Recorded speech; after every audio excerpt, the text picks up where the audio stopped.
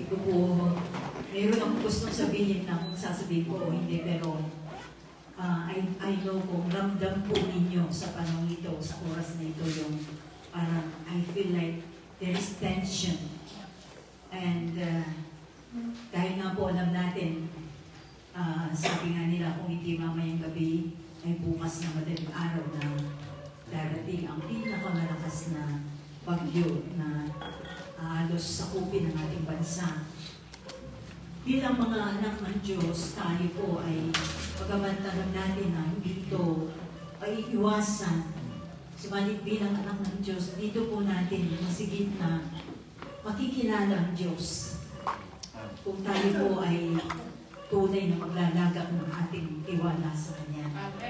So, naniniwala po tayo na anuman ang mga bagay na darating ay ang Diyos pa rin ang siyang magpapakilala. Katulad nga ng ating inawit kanina, we will know Him more.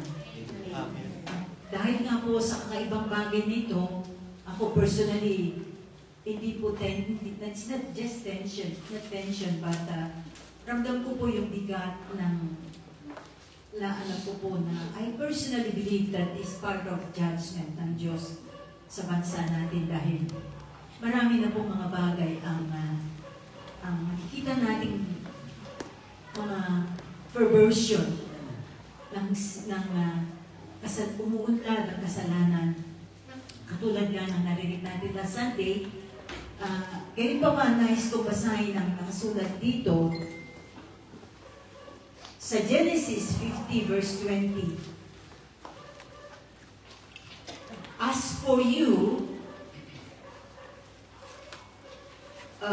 you thought evil against me, but God meant it for good, to bring about that many people should be kept alive as they are this day. So, basahin ko rin po sa Tagalog. Masama nga ang inyong ginawa sa akin. So, this is Joseph. Alam natin, marami siyang, napahamak siya. Kahit mismo ng kanyang mga kapatid. Subalit ang sabi niya, hindi niya sinisi ang mga taong ito. Ito ang kanyang sinabi. Subalit pinahintulutan ng Diyos para maligtas ang marami. Hello, pagamat may mga namatay physically, but then ang nais ng Diyos ay maligtas ang ating kaluluwa. Now, because of Christ, okay, kasi po, alam natin na kung tutusin, dahil tayo bilang makasalanan ay we are bound to destruction. Dahil sabi nga ng ating Diyos ay lubha po tayong masama. Ang ating puso ay masama. But because of Christ, even what the enemy means for harm is turned for good in order to fulfill the eternal purposes of God. Pagamat dumarating yan, along the way, sabi ko nga, it's not just about creation, but after that, pumasok ang kaaway at sinira, kaya kailangan kumilos ang Diyos at isang bagay na bahagi ng programa ng kaligtasan na yung paghatol. So, kahit ito man ay masama, dahil kay Kristo, dahil mahal siya ng Diyos, at si Kristo, mahal din niya tayo. Hello? Amen. Dahil sa Kanya, ang lahat ng ito na masama na nakikita natin, kapahabakan man, it will be turned into good for His eternal purposes. In Christ. Okay? Lagi po natin tandaan. Dahil kay Kristo at kay Kristo. For Christ and in Christ. Kaya, God will turn it into good. Dahil alam naman natin, sabi nga sa Hebrews, I think verse 4, verse 10, na, chapter 4, verse 10, na natapos na. God has finished His work. He has entered His rest. Ibig sabihin, bago pa matapos ang panahon, nakita na niya ang mangyayari sa atin. Kung ano ang ating handungan. Kaya nag-rest na siya, sabi niya. Pero meron tayong dapat gawin na yung finished work niya is still being appropriated today.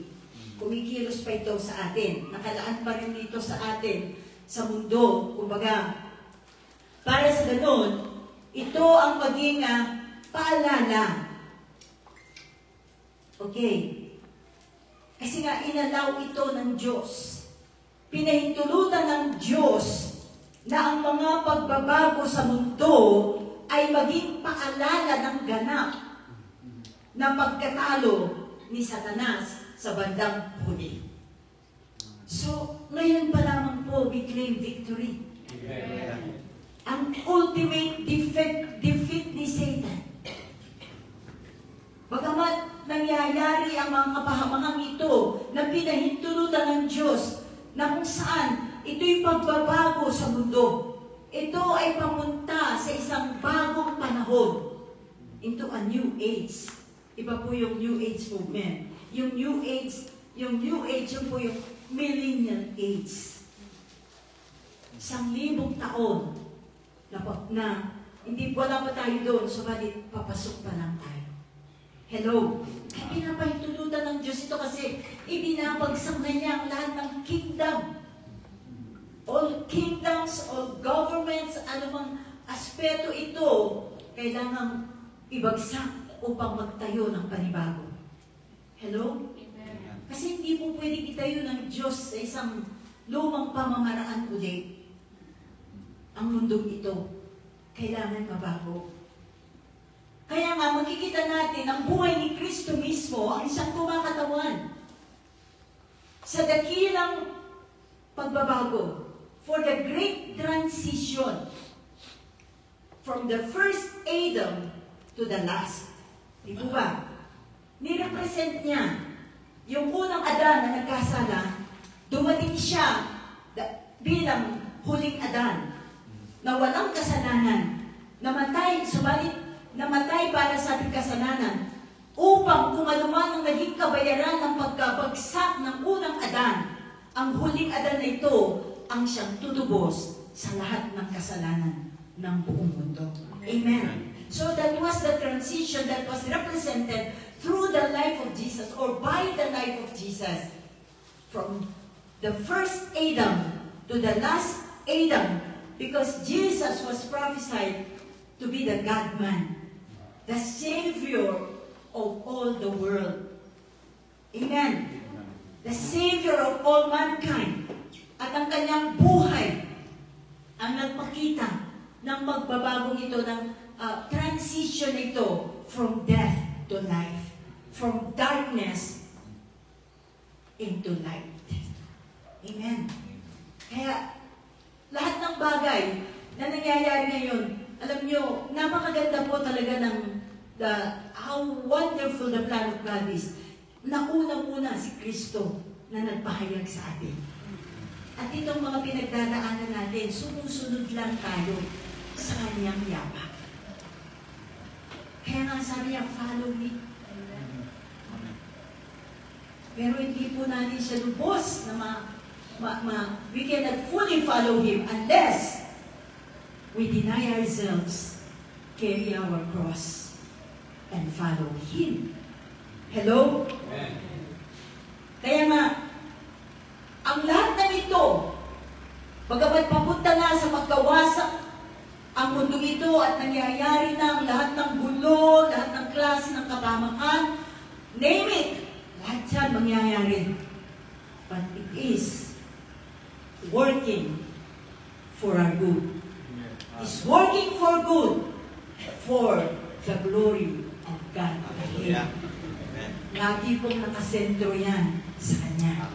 Bagamat tayo, He works, He is working in us, He is dealing with us, He is concerned with us, but it is all for His glory. Ayaw niya na bitawan tayo.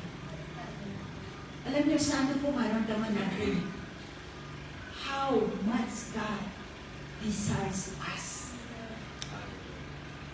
Na kaya siya namatay, gusto niya tayo. He wants to win us. He wants us to be His. Gusto niyang maging pag-aari tayo ng Diyos. And, of course, naniniwala po tayo that God's involvement in our time, kikita po natin how God is involving Himself among the nations. Kasi kung hindi po siya mag-i-involve sa mga nation, lalong kapahamakan. Tuloy-tuloy na lang tayo. Magtutuloy-tuloy na lang ang kasalanan. Without God involving Himself for His greater eternal purpose. Kasi siya may alam ng lahat eh. Kung baga sa blueprint, alam niya. Siya may hawak ng blueprint na yan. Na ibinigay din niya sa atin para sundan natin ng kanyang purpose. Kahit anong nangyayari, siya pa rin ang master plan. Master planner? O what? Kaya, ang lahat ng bagay na ito ay para ibalik niya ang tao sa Kanya. Bakit gusto niya ang tao na ibalik sa Kanya? Alalahanin natin na tayo ang Kanyang gagawin na temple. We will be the living temple. A building, kaya nga, nagtatayo siya ngayon, is now building a living temple made of living stones to carry His glory. Imagine how privileged we are. We are carriers of God's glory. He wants us to be the reflection of His glory. Ang kanyang kaningingan ay lumitaw sa atin. Magtingting ito. Magliwanag ito sa atin. Kaya nga, we are the temple of God, made with living stones. Ephesians 2. Alam nyo, kung titingnan po natin yung sinabi niya dito sa Ephesians chapter 2,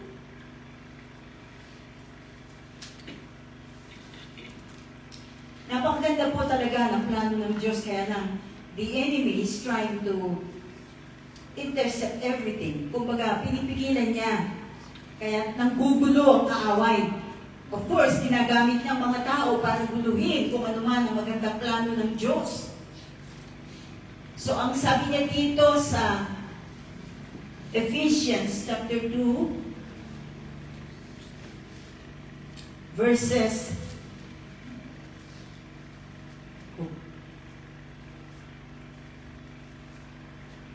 20, I think 20.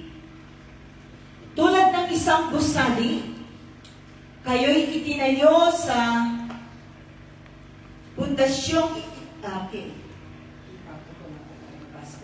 tulad ng isang gusali, kayo'y itinayo sa pundasyong inilagay ng mga apostol at mga propeta, na ang batong panulukan ay si Kristo Jesus. The chief cornerstone is Jesus Christ. Sa pamamagitan niya, ang bawat bahagi ng gusali, so tayo po, ang bahagi ng gusali, we are the living stones. Ang bawat bahagi ng gusali ay nagkakaugnay-ugnay at nagiging isang templo na nakatalaga sa Panginoon. Dahil din sa inyong pagkikipag-isa sa Kanya, kayo naman ay sama-samang itinatayo bilang tahanan ng Diyos sa pamamagitan ng Espiritu. So ito ang layunin ng Diyos, ito ang pinagtatrabahuhan niya sa atin. Na maitayo tayo bilang templo, bahagi ng templo na yon, isang templong buhay. We are the living stones, kaya buhay ang templo na yon. Sabi niya, sama-samang itinatayo bilang tahanan ng Diyos sa pamamagitan ng Espiritu so that we can carry His glory. Amen. And that He is bringing forth the one new man of Jews and Gentiles in Christ. Ephesians 2:15. Balikan naman natin sa 2:15, the same chapter. Sapagkat si Kristo mismo ang nagbigay sa atin ng kapayapaan. Mali po ang binabasa ko. Verse 15 pala. Pinawalang sala tayo. Pero mas maganda pa lang basahin ko po. Sorry for that. Sapagkat si Kristo mismo ang nagbigay sa atin ng kapayapaan dahil sa pag-iisa niya, dahil pinag-isa niya ang mga Hudyo at mga Hentil sa pamamagitan ng kanyang katawan. Giniba niya ang pader ng alitan na nag-ihiwalay sa atin. Jews and Gentiles po ito. Pinawalang bisa niya ang kautosang kasama ang mga utos at mga alituntunin nito upang mula sa dalawang lahi ay makikita siya na makalikha siya ng isang bagong bayan na nakipag-isa sa kanya at sa gayon ay magkaroon ng kapayapaan. Amen. So, He is bringing forth a new man. Jews and Gentiles in Christ. Ito po ang kawakasan. Ito po yung ultimate na resulta ng ginagawa ng Diyos sa atin. Yung pagkatao natin, binabasag niya. Yung dati nating lumang likas na makasalanan na nasa atin, binabasag niya. Amen. Para lumikas siya ng bagong pagkatao na nakatayo kay Kristo. Na nakaugnay kay Kristo. Kaya nga po, habang isinaalam-alam natin ang katuparan ng mga prophecy, na marami po mga propesiya sa Biblia, mga naihula na darating na mangyayari, at halos nangyari na yung mga iba. So, gayon naman habang nakikita po natin, nagkakaroon ng katuparan ng mga, kung anong mga sinalita ng Diyos dito sa kanyang salita nito, sa Biblia, kung anong ang kanyang ipinahayag sa kanyang salita na nasusulat, ay let us carefully observe. Ito po yung ating pansinin. Ito po yung ating tingnan kung anong nangyayari. Kung anong nangyari na, at nangyayari pa. Ang sangkatauhan ay pumasok sa isang panahon. Ano po yung panahon na yun? Ng bukas na pag-aalsa at tahasang paghihimagsik. Hello? Hindi po ba natin nakikita ito? Yung isang prophecy, isa sa mga prophecies about apostasy, and it is being fulfilled now. That there is an open revolt and outright rebellion. Ito'y paghihimagsik sa Diyos. Laban saan? The moral standards of God. Nawala na po ang moral na mapamantayan ng Diyos. Ito yung dahilan ng mga tao. Ito ang kanilang gustong sirain. Nagre-rebelde. And we are witnessing a large-scale rebellion against godliness and moral values. Di po ba? Ito is, nakita natin kung paano ang isang malawakang paghihimagsik. Malawakang paghihimagsik laban sa kabanalan at mga pagpapahalagang moral. Paglaban sa Diyos. Non-standard. Yun na po yung nakikita natin ngayon. Non-standard.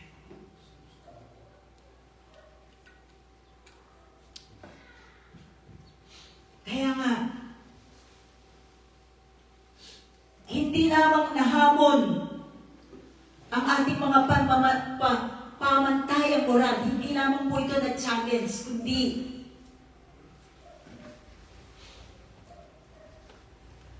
ito ay pinalitan ng isang hindi pamantayan.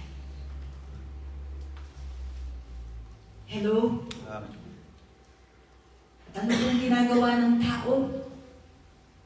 Yung Great Rebellion na ito, gusto pa niyang illegitimize through mainstream. Pinapahayag pa. Lantaran. Ang lahat ng kasalanan. Lahat ng mainstream na pwedeng gamitin, ginagamit. Napansin po ba ninyo kung ano na ang mundo ito? Corrupt. Kala natin sa gobyerno, pero ang mundo mismo, there is corruption sa tao. Sa lahat. Kasi, kaya nangyayari ito, gusto ng Diyos, pagbalik niya, malilinisan ito. He's preparing us for this. Lahat ng kabuktutan na ginagawa ng tao, all the perversities. Pagbukas mo ng mga news, kita mo, bubulaga sa'yo, galit-galit, paninira, kalaswaan.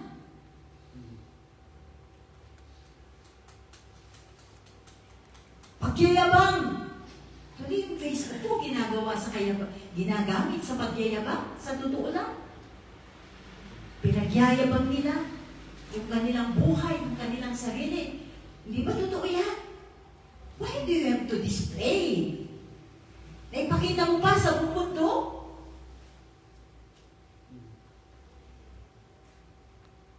Pero ang Diyos kaya na i-display natin ang kanyang salita. Yan po, nakakalungkot.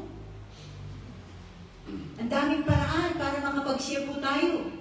Through mainstream. The Word of God. Etong mga services na ito na nagtuturo ng kanyang salita, ilan lang po ang nagsishare. Nakakalungkot. Kung lahat po tayo magsishare tayo sa ating, gamitin natin yung mga account natin na yan, mas marami pong makakarinig ng salita ng Diyos. Hindi ko po alam kung takot kayong ipakita, kung naihiya kayo, na baka questioning kayo ng inyong mga kaibigan o ano. Pagtawanan ka, panahon na para maging bold tayo na ipahayag ang katotohanan sa salita ng Diyos. This is not the time to be timid and lalo na kung nadi-discourage ka. This is the time to be courageous. Yung iba sa sitwasyon nadi-discourage, umuurong. Madaling matalo. May marinig lang nadi-discourage. Kaya nga this end, nawala yung courage.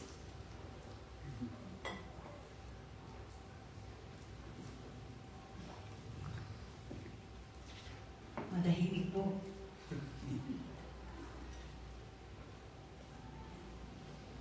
Napakaraming masasabi natin para sa mga nakulong sa kasamaan at ngayon napupuot sa epekto ng kasalanan sa kanilang buhay. Di po ba? Yung mga na-trap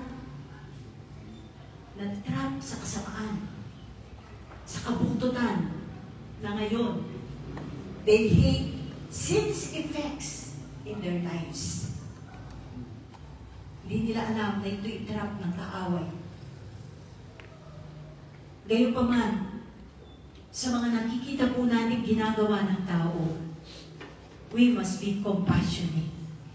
Yan pa rin po ang itinuturo ng Diyos sa atin. We must be compassionate to them. In the sense na, tingnan po natin sila bilang nilikha ng Diyos. Pantay-pantay. We are equal.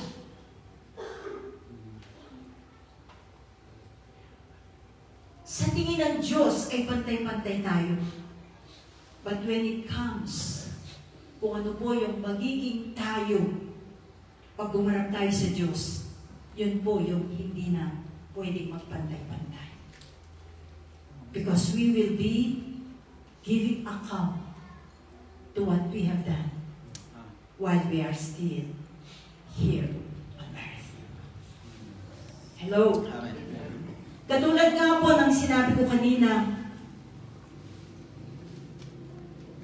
God desires the nations of the world. Kaya nga, for God so loved the world. The God of heaven desires the nations of the world. Hindi po ibig sabihin kung may mga kapahamakang nangyayari, lindol, bagyo, sunog, ay hindi na mahal ng Diyos ang mga bansa nito.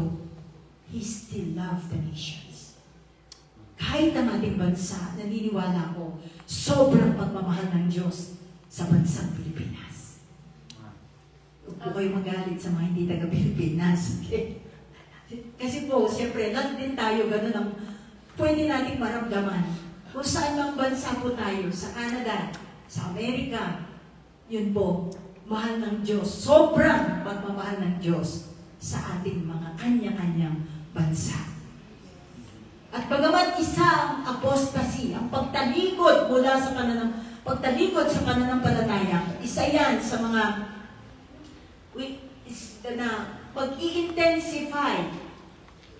Dahil isa po yan sa ihula sa Biblia na there in the end times, there will be a great falling away. Amen. Subalit, alalahanin pa rin natin na isa lamang yan. Isa lamang yan sa mga prophecy na unti-unti nang natutupad sa ating kapanahunan. At alam natin, sa kabila po ng mga bagay na yan na nangyayaring kasamaan, ultimately, God's kingdom shall crush all the demonic influences in our world. Dudurugin ng Diyos. Through His kingdom, ang mga demonic influences sa buong mundo.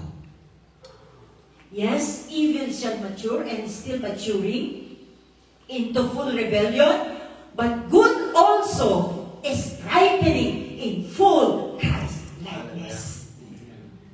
Huwag po nating isipin na hindi pantay ang nangyayari. Kumbaga sa siso, hindi po nakataas ang evil. Ang good pa rin ay it is ripening in full Christ-likeness. Dahil hindi po kailanman pagtatagumpay ang kasamaan laban sa kabutihan. Bagamat sa pamamagitan ng paghimagsik ng tao laban sa Diyos that reveals the nature of Satan. Imagine mo sa mga tao ngayon, ano po makikita natin? The nature of Satan. Minsan po may narinig ako na isang tao yung sumigaw siya. Mayroon siyang sinigawan, galit na galit. Ramdam mo yung galit ng Diablo through that person. Actually, hindi po ang tao eh. It's the demonic influence in the people. Kaya hindi man po natin pwedeng kagalitan ng tao eh. Yung gawa. Galit tayo sa gawa, sa masamang gawa. Kahit ang Diyos, galit siya sa masamang gawa. Mahal niya ang tao masama, pero yung kasamaan na ginagawa niya, yun ang ayaw ng Diyos.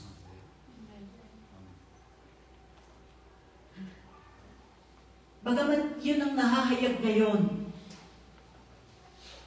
kung ano ang likas at katauhan ng Diablo, subalit, ang tunay na katawan naman ng ating Panginoon, the true church, shall manifest the nature of Christ. Amen. Kung ang kaaway sa isang banda, nakikita natin ang kalikasan ng anyo ng diablo sa kanila. But sa mga tunay na anak ng Diyos, His church, ang nature ni Christ ang nakikita sa atin.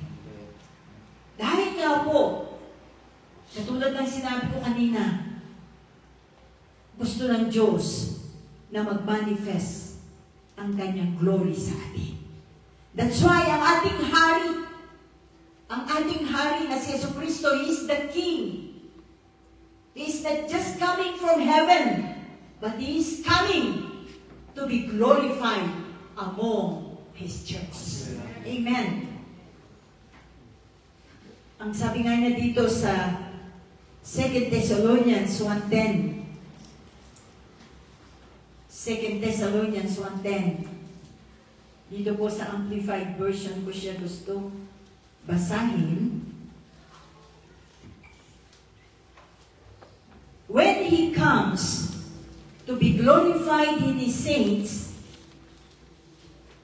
on that day, He will be made more glorious in His consecrated people, and He will be marveled at and admired in His glory reflected in all who have believed, who have adhered to, trusted in, and relied on Him, because our witnessing among you was confidently accepted and believed and confirmed in your lives. So imagine mo, ang Panginoon natin is glorious. And He will be more, sabi niya, glorious in His consecrated ones. Imagine, although hindi naman madadagdagan yung kanyang glory, dahil yung glory niya talagang patuloy na nagpilit. Hindi naman ibig sabihin yung kinukuha pa niya yung glory niya sa atin. No, dahil nasa ibinigay niya ang kanyang glory sa atin, yung glory na yun pa yung mas magiging glorious siya. Amen. As I understand this, no? He will be made more glorious in His consecrated ones, and He will be marveled and admired in His glory, reflected in all who believe in Him. Wow! Kung alam lang natin what we will become, or what we are becoming now. Not what we do, gusto kong gawin ito, gusto kong maging ganito, gusto kong gawin ito para sa ministry. Hindi naman po hindi po yung ministry madadagdagan ng glory mo. No. What you are becoming in the Lord today. Amen. Kaya nga po, bagaman it seems to be Satan's hour. Parang ito yung oras para sa diablo na gawin ang lahat ng kanyang gusto, nagpipiesta siya. Alam niyo, para siyang nagpipiesta sa kasamaan. Ang bilis niya ma-influence sa mga tao. Bayaran mo lang ang tao, susunod sa kanya. Hello, Christian? Nakakalungkot po ngayon, maraming bayaran. Sa halip na manalangin na lamang sila pa yung gumagawa ng gulo. Alam niyo, I believe, umiiyak ang Diyos sa nakikita niya sa mundo na kanyang ginawa. Parang, just imagine that, no? God has an emotion. Tandaan po niyo. God has an emotion. He can feel everything. Kahit kayo, after yung ipanganak ang isang bata, pinalagaan mo, pinag-aral mo, maya-maya, naglustay siya, naging drug addict siya, magsasaya ka ba? Are you going to celebrate? natural iiyak ka. That is our Heavenly Father. Bagamat nakikita niya, I know, we know, nagsasuffer tayo. He knows, I mean.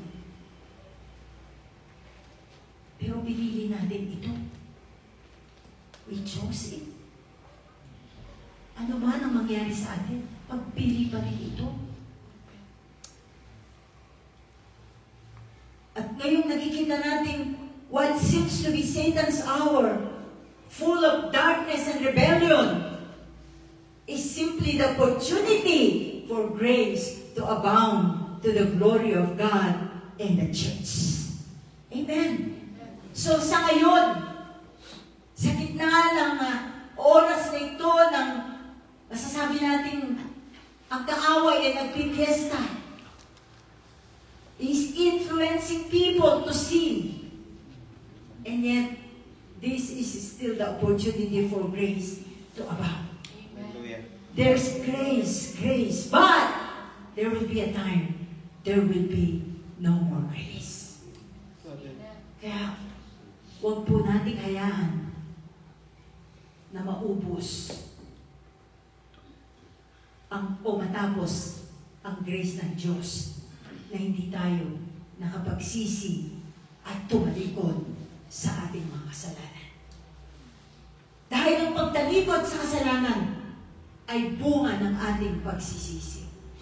Hindi po tayo pwedeng magsabing nagsisi tayo without turning away from sin.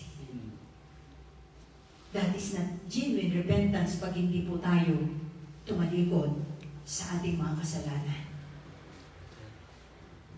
Yes, we see of all of God's prophecies being fulfilled, those concerning evil and also those concerning righteousness. Because the Lord, pinapaitulutan nito ng Diyos, okay? We see it, ang pag-prosper ng evil, dahil nasabi ng salita ng Diyos, in the last days, it will be perilous days, it will be dangerous days, magiging masama ang ugali ng tao, wala na siyang turing sa Diyos at sa kanyang kapwa, mapanlait, traidor sa kapwa, mapanirang puri, yan po ang characteristic ng last days in 2 Timothy chapter 3. Nang sabi niya, that's why it is being fulfilled concerning evil, but also concerning righteousness, it is being fulfilled also. Hindi po puro evil, kundi righteousness. Righteousness. Yung bagay na gusto natin gawin sa harap ng Diyos na matuwid. Dahil, alam niyo po, ang layunin ng Diyos, pinakatanging layunin ng Diyos, yun nga yung templo na yun, the bride without spot or wrinkle, and a kingdom of wheat without tares. Isang kaharian na trigo, mabuting tanim, na walang damo. And a bride without spot. Ephesians 5:27. Blameless, spotless, without wrinkle. Amen. At naniniwala po ko, habang nag-fulfill ang mga prophecy na yan, mapufulfill din po ang transformation of the church as surely as these prophecies are being fulfilled. Naniniwala po ako na iahanda na ng, sabi nga niya, in Revelation chapter 19, the bride has made herself ready. Amen.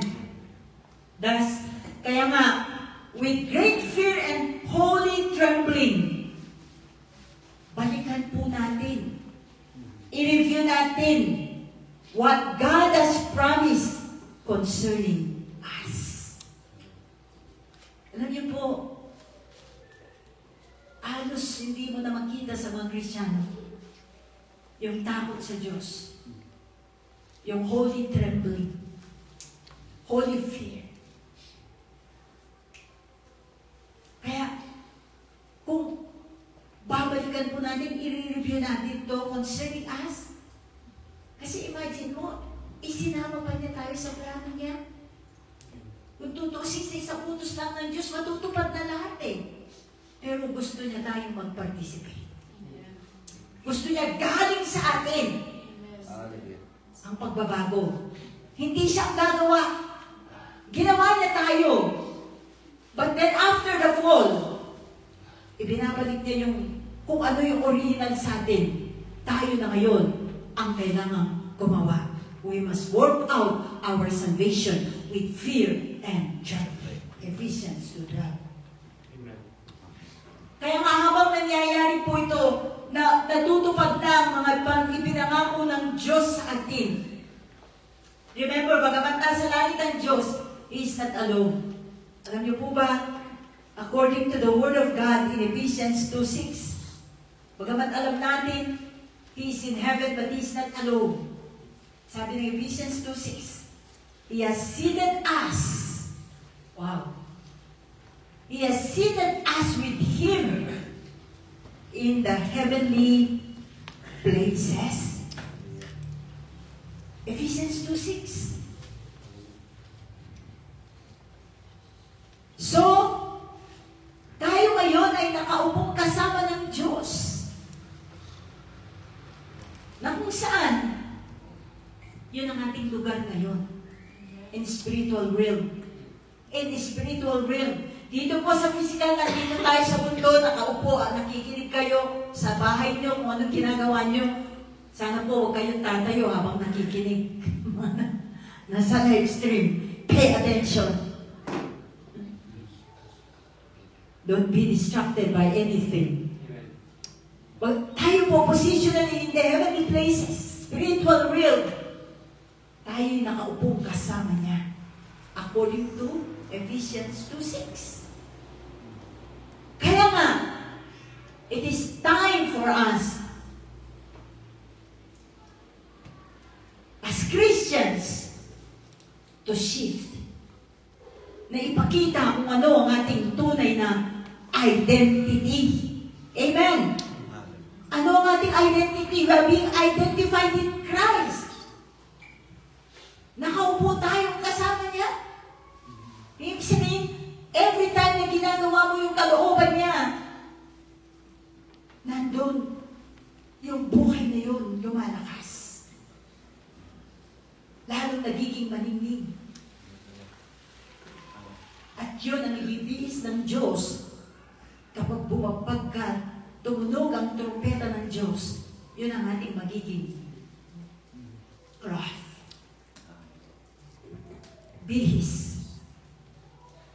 Kung anong ipinundar natin doon na kasama ni Kristo.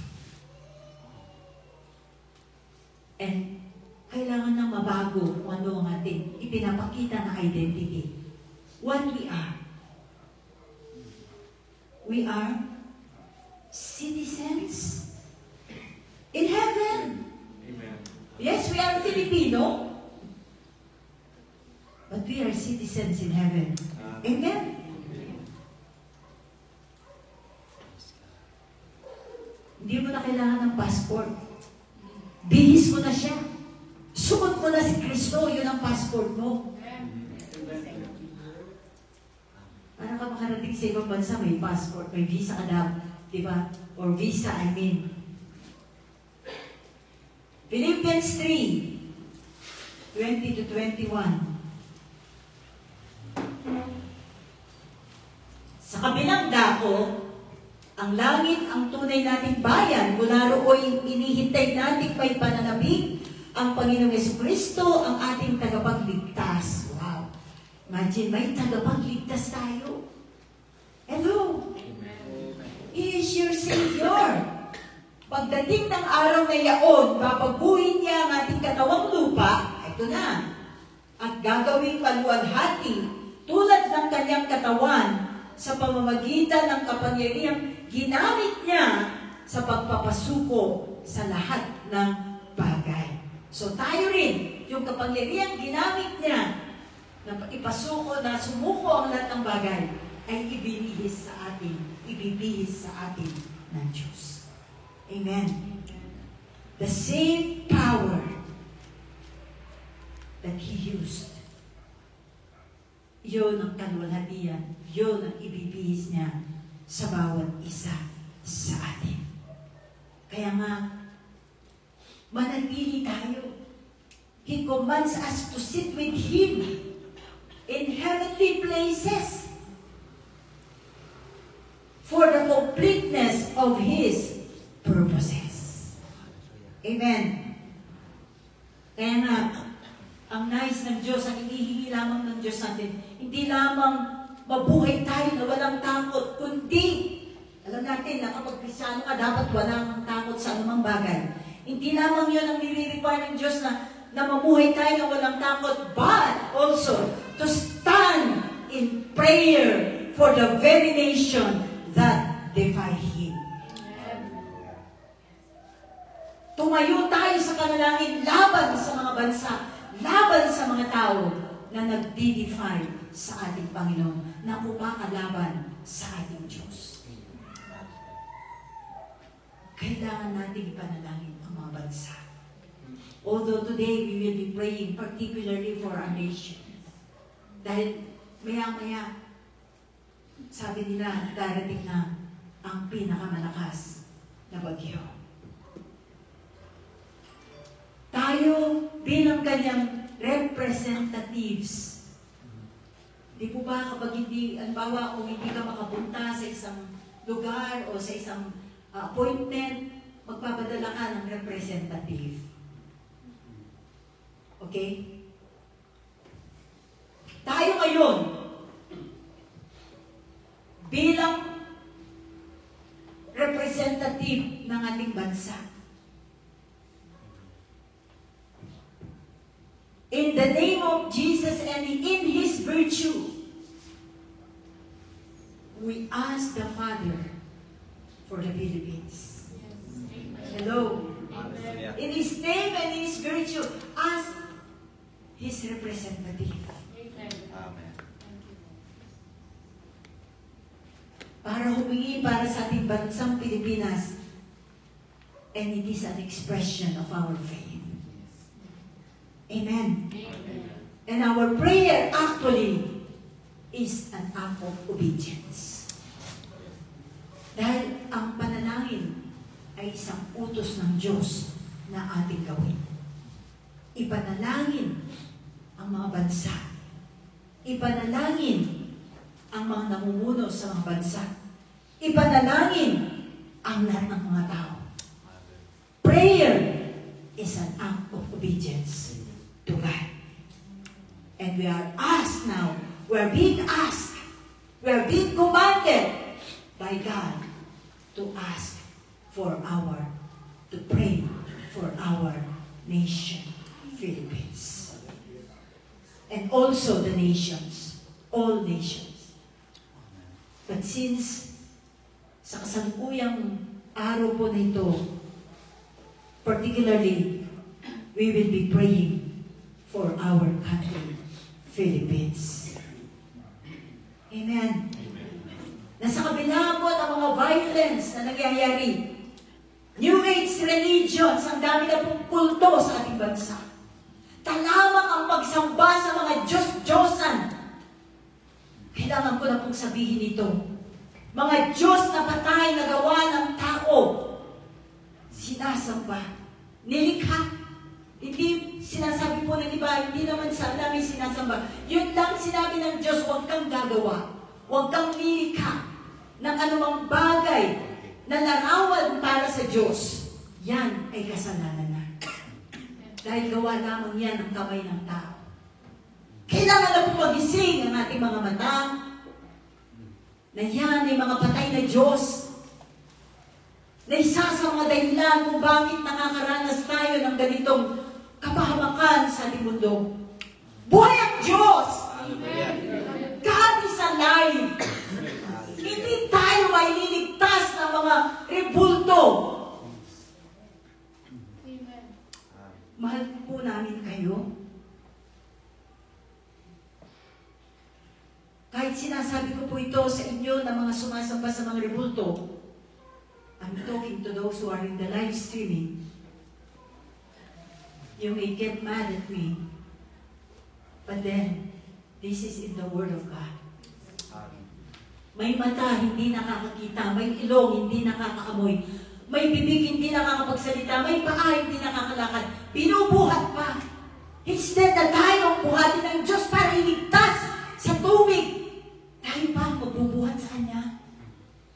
That is a dead God. Hindi po ako nang-iinsulto. I'm just telling you the truth. And the truth will set you free. Hallelujah. Alam niyo, hindi mo biro, hindi rin madali para sa akin na sabihin ito. Pero panahon na po na tumalikod tayo sa mga pagsamba, sa mga Diyos-Diyosan. Idolatry. At ang idolatry, hindi lamang po yung mga rebulto. Yung mga bagay na mas pinapahalaga natin, na bibigyan natin ng oras kaysa sa Diyos. Mga pinapahalagaan natin kaysa sa Diyos. Inuuna natin kaysa sa Diyos. You are committing idolatry. Ang mga kasalanan ito. Violence, New Age religions, witchcraft, it flourishes in our country. We ask God for the Philippines. Nagpo-flourish man po ito, mag-increase man ito, umaangat man ito sa ating bansa. We must ask God that He will save our nation from this. Hello? Amen. Ang mga kalaswaan na nakikita natin, nawalan na po ng restraint sa entertainment industry. Pinamakita ang buong katawan. Immoral. Sexual immorality. Homosexuality. Kakaroon ng relasyon ng lalaki sa lalaki, babae sa babae. Alam niyo, kapag sinabi po natin kapag sinabi mong lalaki ka, sasabihin mo babae ka, para mo na rin sinabing nagkamali ng paglikha ang Diyos. Dapat 3. Walang 3. 2. Amen. Babae at lalaki, tumingin ka sa salamin. Amen. You will know kung babae ka, you will know kung lalaki ka. Hindi nagkamali ang Diyos. Amen.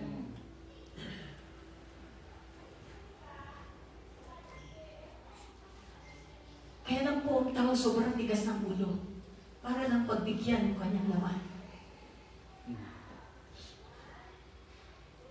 Alam niyo po, mahirap itong ginagawa kong ito. Paglabas ko dito, hindi ko alam kung sinong... Well, anyway, this is the truth. Amen. Sino po magsasabi? Who will tell the truth? But I love these people. Of course, we love these people. God loves the homosexuals. Mahal pa rin ng Diyos kahit yung makasalanan ng tao, mahal niya. Mahal niya, walang duda, mahal niya ang mga tao. Homosexual ka man, mahal ka ng Diyos. Pero ayaw niya yung ginagawa mo masama. Dahil nilikha ka niya, babae at lalaki lang. Walang pangatlo. Hindi kailanman nagkamali ang Diyos sa kanyang paglikha. Habang umuunlad po ang mga ito, lahat ng mga katiwalian, perversity, ask God for our country. Huwag po tayong ma-discourage. Keep asking God. Pag nakita mo yan, talamak yan. Kahit hindi ka lumabas ng bahay, magbukas ka lang ng internet, makikita mo na yan. Kita mo, through the internet, na ipapakita lahat yan.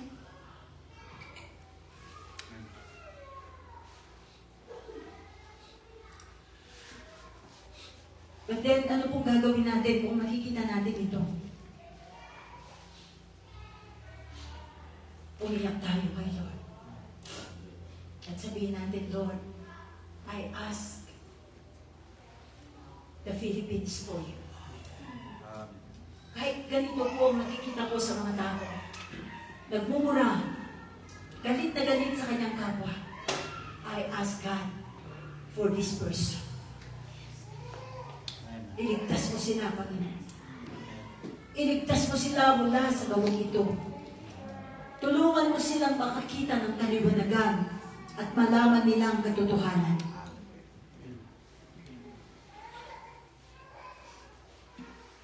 When we see justice anywhere, kapag nakakakita po tayo ng kawalan ng katarungan, in any form, ask God to manifest His kingdom on the earth. Sabihin mo, Lord, nakikita natin, there is injustices in our country. Hanggang ngayon, wala pang justice. Kaya nga darating si Jesus, He will bring, when Jesus will return, He will bring righteousness and justice. Doon pa lamang magkakaroon ng totoong justice. Because when He comes, He will bring righteousness and justice. At sa nakikita natin mga kawalan ng katarungan in any form, everywhere, hingin natin sa Kanya, Lord, mag-manifest ang kingdom mo. Mag-declare ka, Lord, I declare justice over our country. And I pray for justice. I pray for righteousness for our country. Tayo ang mananalangin. Instead na mag-galit ka, sabayan mo ang galit ng isang tao, or mag-post ka sa FB mo, sa TikTok, o ano ba yan? Dami na po, hindi ko naman alam na yan.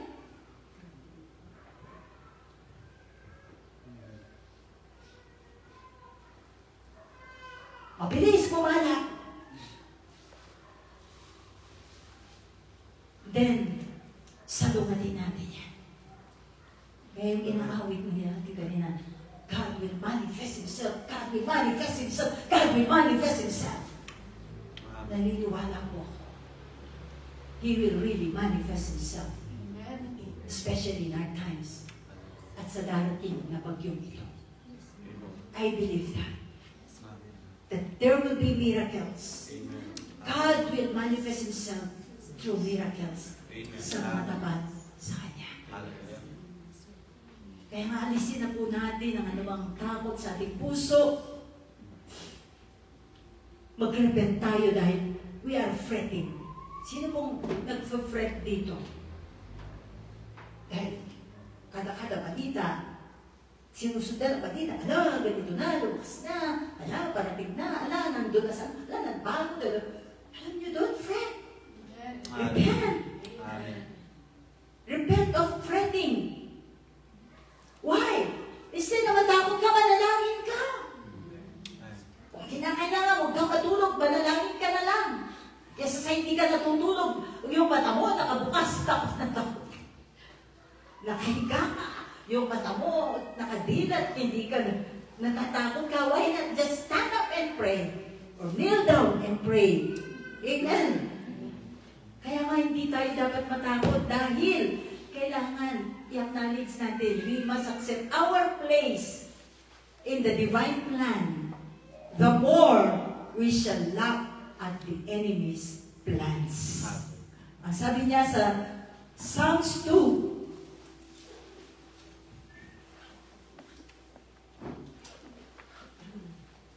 sa Psalms 2, okay.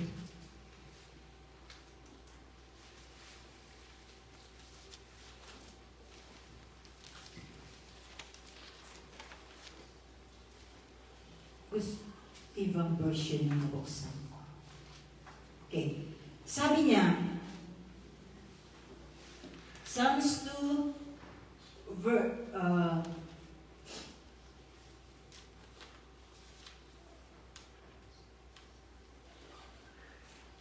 gusto kong hanapin yung magandang version na nabasa ko. Iba-ibang version naman lumalabas dito.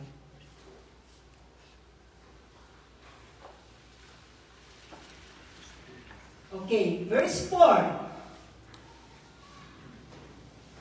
He who sits in the heavens,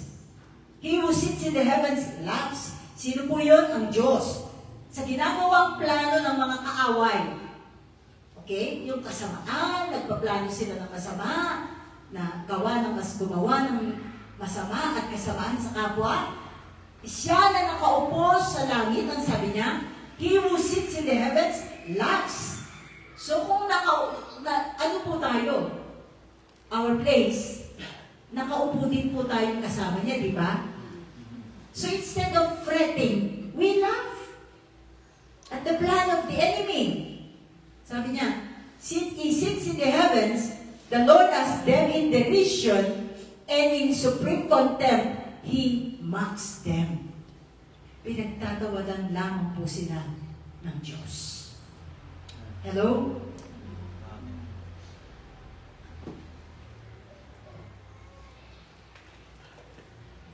At ang sabi niya po dito,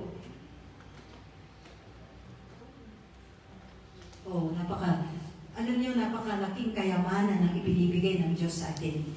Ano po yung kayamanan na yun? Una, siya, ang ating kayamanan. Pangalawa, ang mga bansa. The nations. Because our first inheritance is God, and second are the nations, the people. Amen. Kaya, kahit nakikita natin nangyayari, kung alam natin na tanggap natin ang divine plan ng Diyos, na as of now, in the spiritual realm, nakaupo tayong kasama ng Diyos, at habang siya'y tumatawa, He laughs at the enemies, we can laugh also. Hanggang dyan lang kayo, sasabihin. Sabihin natin sa kanya away, hanggang dyan ka lang. Wala ka nang magagawa. You have your ultimate defeat. Hello? And I believe, kung sa pamamagitan ng pananampalataya, patuloy tayong nananalangin, I believe we please God. It really pleases God. Amen. Kaya instead na maging problema tayo ng Diyos, let us please Him by praying. Amen. Let us ask God for our nations. Because ang sabi niya, ask of me. Sabi niya dito sa verse 8,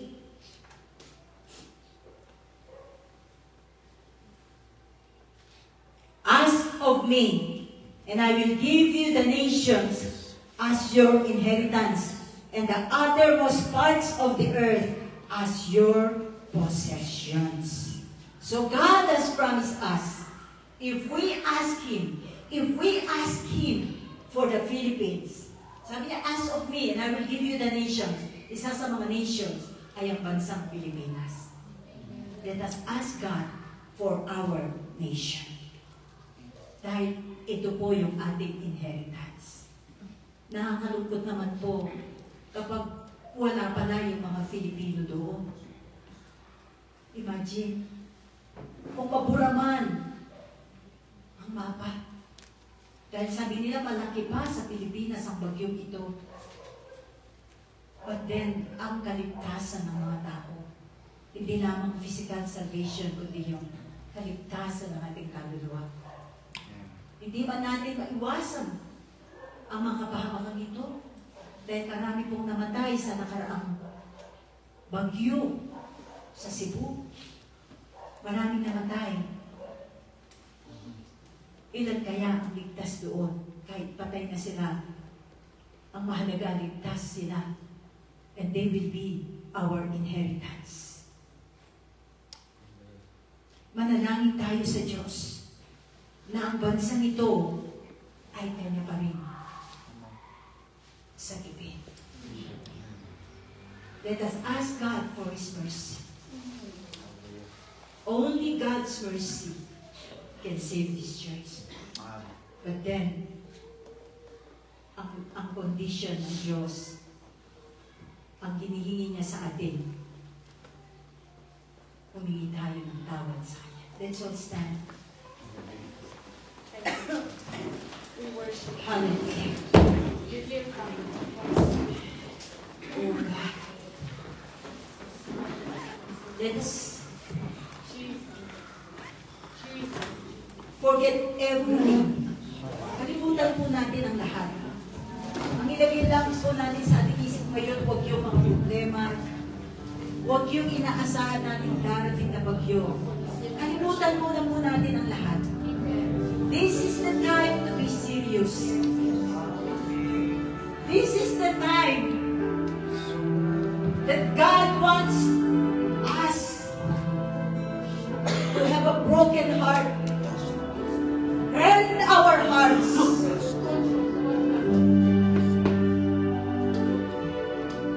Rend our hearts, O God.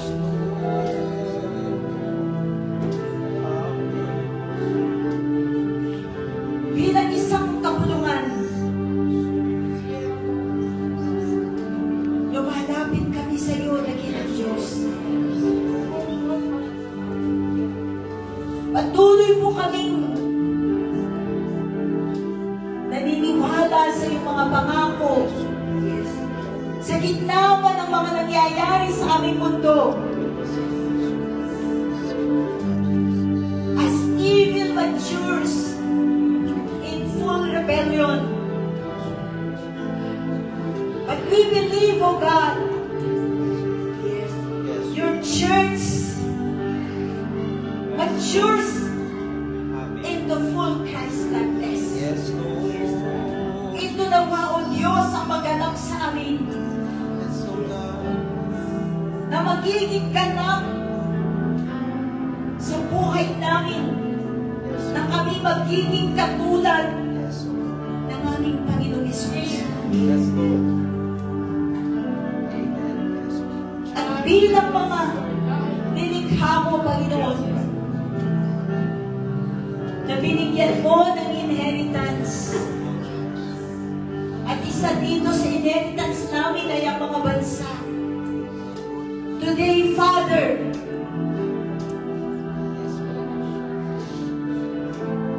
we pray for our country, Yes, Philippines. Lord. Amen.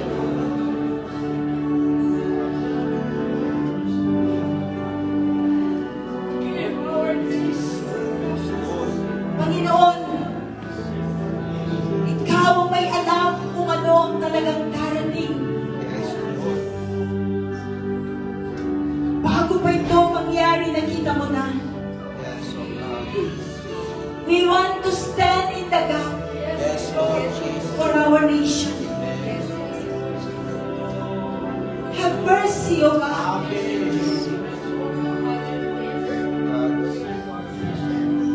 Katagpuin mo ang bawat isa. Yes, Lord Jesus. Tumatok ka sa pintuan Yes, Lord. ng aming puso. Opo, Kami na narito ngayon at sa lahat ng mga nasa Yes, O Lord. live streaming watching with us. Amen. May you please join us in prayer for our country. Hilingin natin Yes, Lord. ang kahabagan ng Diyos. Only the mercy of God is what we need for our country. Patawarin mo kami, Panginoon, na dahil sa kasalanan, na lamang ang kasalanan, kami ngayon ay dumadanas ng katulan. Yes, Lord. We acknowledge that this is a discipline from you Yes, Lord. para magising kami. Opo, Diyos. Even us as Christians Yes, all over the Philippines, tinawag mo kami ngayon na narito. Opo, Diyos. Humingi po kami ng tawad Yes, O God. sa kapabayaan sa panalangin, Yes, O Lord Jesus. sa kapabayaan na hindi namin naibahagi ang totoo at ang buong katotohanan sa mga tao. Yes, O God. Patawarin mo ang iglesia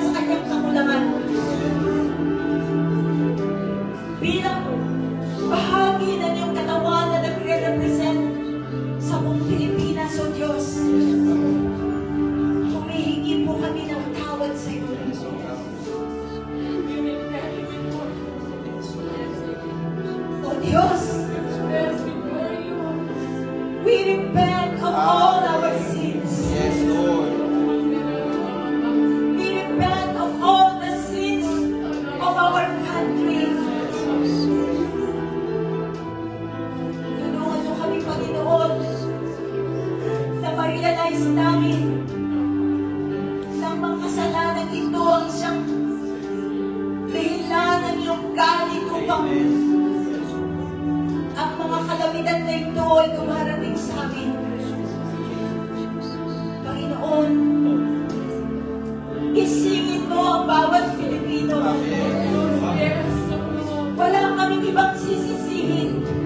Pagkaman, marami pong mga ginawang kasamaan ang mga tao, especially ang mga public officials o God. Kasama pa rin kami sa mga kasalanan ito. Yes, Lord. Dahil hindi kami naging matapang na tumayo na labanan ng mga bagay na ito. At ang isang bagay na dapat namin gawin ay ang manalangin. O Diyos, kung nakikita ko man ang mga kakulangan ito, we repent of it, O God. We repent for the sin of neglect. We repent for the sin of stubbornness among your people and disobedience, Lord.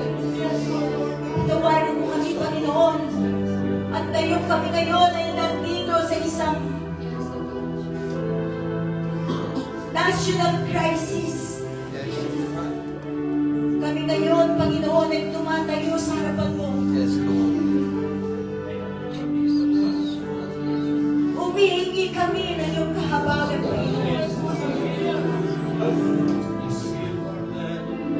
Tumayan mo kami, O Diyos, oh. patanggap pa rin namin ang iyong habag. Na kung pahintulutan mo man ang bagyong ito, nawa, O Diyos, ikaw pa rin ang kumilos. Mag-manifest ka sa aming kalagitnaan. Na huwag mo pong bayaan, O Diyos, na total distraction ang mangyari. Magsisi na kami ngayong panahon. Magsisi kami, Panginoon. Patawarin mo kami. Patawarin mo ang aming bansa. Upang hindi na namin maranasan pa ang ganap na kapahamangan ito na dala ng bagyong darating. Kaya mo pa rin i-control ang hangin. Ang ulan nito. It will be enough for us to be awakened, O God. Kung ito man ang layunin mo na kami gisingin, magising na kami ngayon. Magpakubaba na kami. Huwag na kami magturuan kung sino ang may sala. Lahat kami, Panginoon, ay nagkasala sa iyong harapan.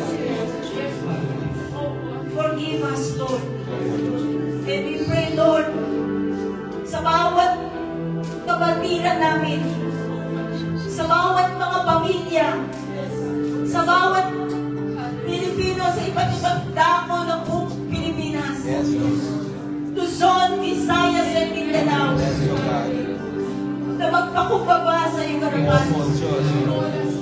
At hindi kami sa tao aasa ng tulong, kundi sa iyo, sa iyo ng gaganin ng tulong. Para comes from the Lord.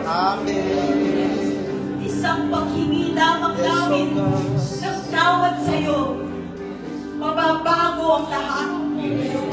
Kaya mong inihis ang bagyong ito na hindi naman kaming sala pa sa mga bahay namin at sa mga tao. At patuloy mo pong i-apply, Lord, ang iyong dugo. We apply the blood of Jesus over our families, O God. We apply the blood of Jesus over our houses, Father. At may isa po kami na nanalangin. Lahat ng aming mga mahal sa buhay. Sakupin mo sa oras na ito. We apply the blood of Jesus over the Philippines, O God. Luzon, Visayas, and Mindanao. We apply the blood of Jesus. At nawa, O Diyos,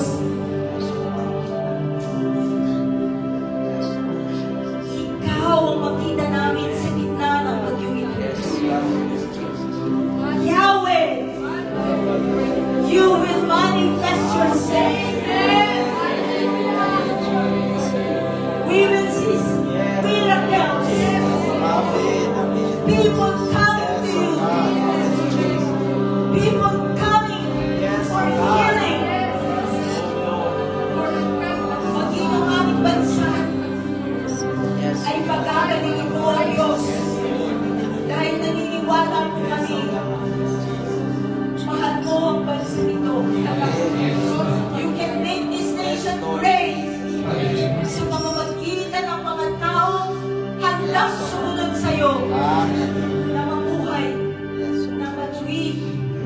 may banal na takot sa iyo. O Diyos, inilalagay na po namin sa iyong kamay ang aming bansang Pilipinas. Ikaw ang mag-ingat. Ikaw ang magbigay proteksyon sa bawat isa, sa aming mga lugar, sa aming mga tirahan. Let your divine protection be upon us, O God. Samahan mo kami. And we continue to declare and receive from your word the fulfillment of the promises from your word. In Psalms 91. At kami mananatiling. Amen. We will dwell in the secret place of the Most High.